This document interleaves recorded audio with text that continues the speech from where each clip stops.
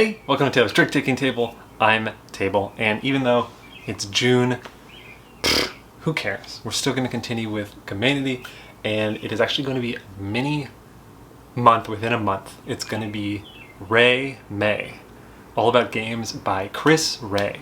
We covered, stores like Big Cat Games or designers in the community, and Chris is a designer. They've done the next two games that are going to be on the channel, but also what Chris has done is on Board Game Geek, they have a wonderful guild called the Trick Taking Guild that has a bunch of fun discussion and kind of community surrounding a little bit of what this channel does, right? Like, what is a trick taker and what's going on, and kind of interesting thoughts and ruminations on the genre or the mechanism, right? So I thought it'd be fun to cover, they have a few games, but I was going to cover a couple of them in kind of a mini month, Ray May. And of course, since they are in the community, we're going to have to put the giant salt grain. So move over June. It's still May on this channel. So it is May. Oh, am I standing in front of it? May, Ray May. And before we get to that though, I should say, we were giving away Nana as part of the, the 1,055 subscriber big event. And the winner is Spencer Palmer. I think I said that right. So again, Spencer, just reach out in the comments. There's like a link tree with ways to get to me. But yeah, I'll send that your way.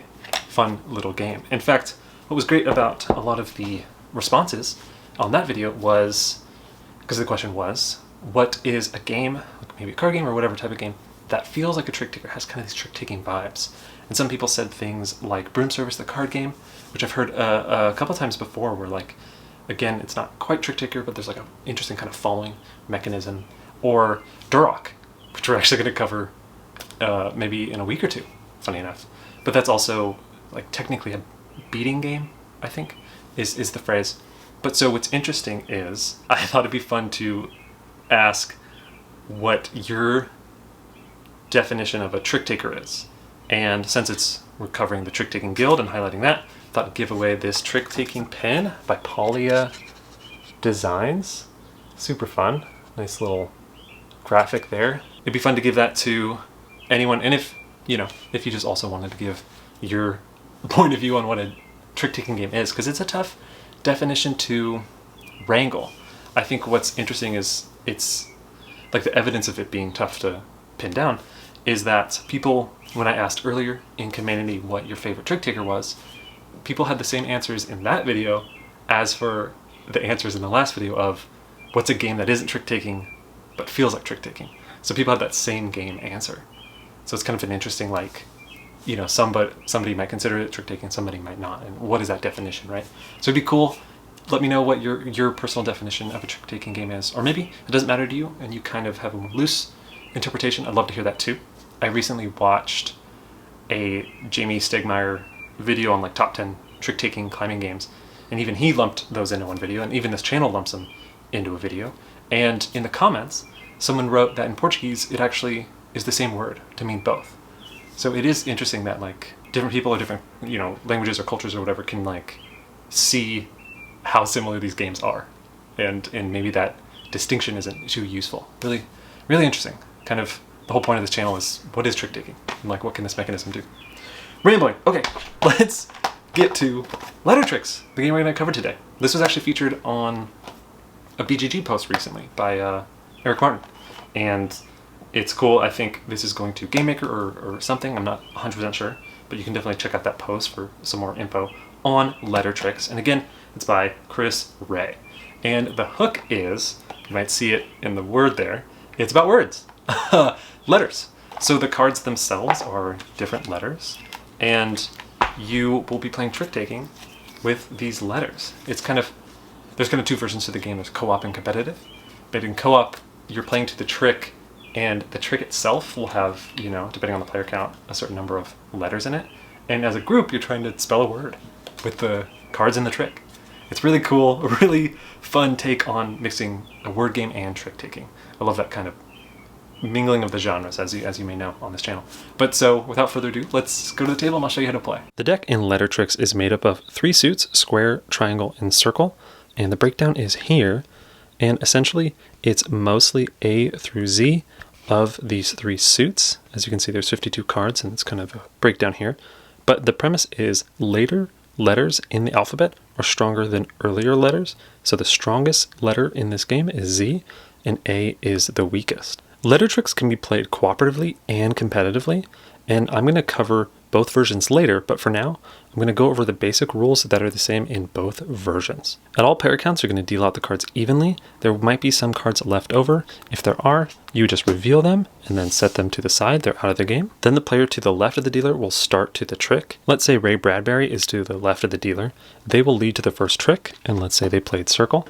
The game is must follow, so Clifford over here would have to play one of their circles. Looks like they only have one. It's quite the deal.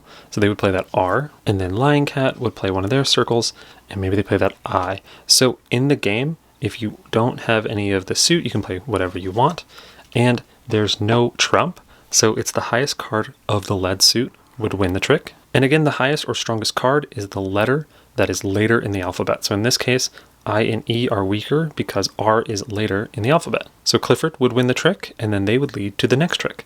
Now let's go into the details on cooperative versus competitive. Let's start with competitive. In the competitive version, players are trying to win letters or win cards, and then use those cards at the end of the hand to spell a word. How players win cards is the winner of the trick will pick any of the cards in that trick to go into their kind of reserve to try to spell a word later, and then they'll lead to the next trick. So Clifford here, let's say they won with the R. They want to take this E into their reserve because they're like, oh, a vowel's pretty useful.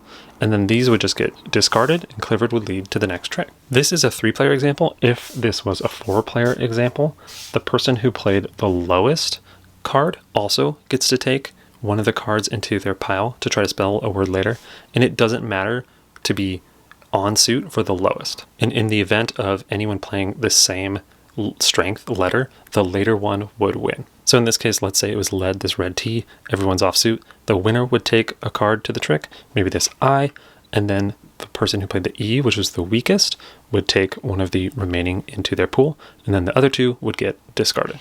Jumping to the end here, let's say Clifford got all these cards during the trick play. So they'll look through their hand and they'll try to spell a word. So maybe they see sale, S-A-L-E. And how the scoring works is you get 1 point per letter in your word. And then any card you don't use is just not worth anything. In the rules, it says kind of common sense words count. So anything the group kind of approves as a word, or if it's in the dictionary, totally makes sense. And plurals totally work. So like maybe instead of sale, they wanted to do loves, right? With the S there. That would be a point per card, except, as you can see, some cards, like this V here, have a ×2. So those would just be worth 2 points because they're harder letters, to spell with. So players would then write down the scores of the words they make. One thing to note is that the Q can be used as a Q without the U, but also it does have a free U if you need it, because QU is that classic little English goofball that usually needs a U. So you can spell, quiet with just this one letter. And again, even though this is one card, it would count as 2 points because it has that ×2 there. So players would keep track of how many points they just got, and then they would play to the next round. The dealer would just move to the left, and you play number of rounds per player, and then whoever has the most points win. How the cooperative game works is players are trying to spell a word in the trick itself. So it still must follow, and all the rules still happen. So let's say one player plays an O, and then this person has to follow suit, and they have an L, and this player here also has to follow suit. So looking through their hand, they have an N or an A. So they're not sure what it can spell. Let's say they didn't have the A or the N, but if they had this, they could play whatever they want, and they played that T. So it doesn't matter the order the cards are played in. If you can spell a word as a team, then you get a point. And the goal is you're just trying to get kind of 7 points is a good score. Anything higher is really good. After you play the game, you could try to beat your score, but it's essentially you're trying to have as many tricks as possible spell valid words. So in this case, the team as a whole would get a point because they spelled that word. If, jumping back, there was this example where, I don't know if aloe, there's no E, so I don't think that's a word. But if you don't spell a word, that trick just gets discarded. The person who wins would still, win the trick. So in this case, LMNOP, the N oh boy, yikes. The N person who played the N would win the trick and they'd lead to the next trick. But you can talk about kind of what's in your hand. You can't talk about exactly the letters in your hand. Communication is encouraged, but it's not supposed to be super overt. You can say how many of a color you can have, or you have. You can say how many vowels you have. So there's a fair amount of communication, and all the communication rules are kind of in the rule book if you really want to get into the minutia, but you just can't kind of say exactly what's in your hand. So yeah, that's the point, is you're just trying to kind of have about half of the tricks turn into words. So that is LetterTricks, and I really like it. I want to qualify that really like it because since it has both cooperative and competitive versions, and since the 3, 4, and 5 all play so differently at those different versions within it, there's almost like 6 kind of games that within this one game. So I do want to say I think I like the cooperative more. It has a little bit more fun moments, but I like the competitive too. Let's talk about the cooperative first. I would say that one feels the most different at the player counts, kind of, because the word you're spelling is different length words depending on the player count, right? So at 3, you're spelling 3-letter words. So like cut and bop. Like it kind of pushes your vocabulary in funny ways because it's like how many 3-letter words do you know, especially as a group. But I think once you get into more 4 and 5, there's more breathing room and it's more fun. So I would recommend the cooperative at 4 or 5. 5 is it's funny because it's almost like Wordle, which I probably can get up on my phone quick enough.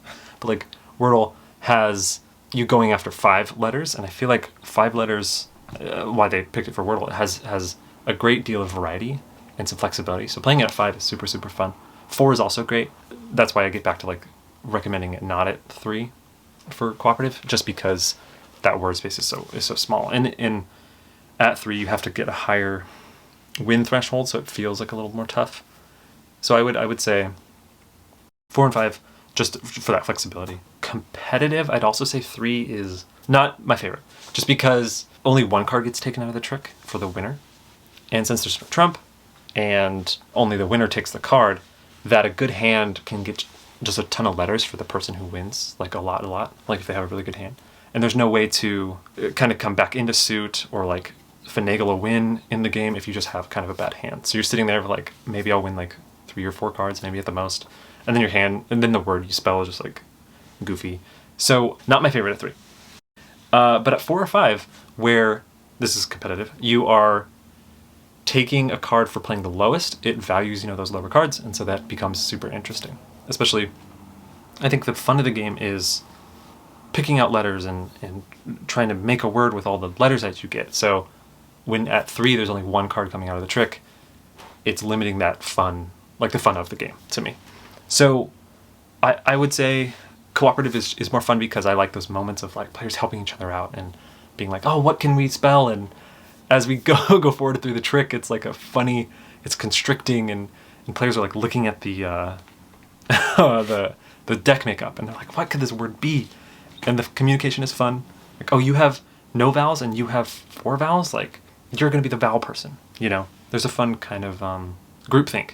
It's really funny when you're building toward a word and like everyone's like, oh, please have that letter, and then you do, and it makes a word that everyone was expecting, and it's so fun. There's such like a joyousness to it.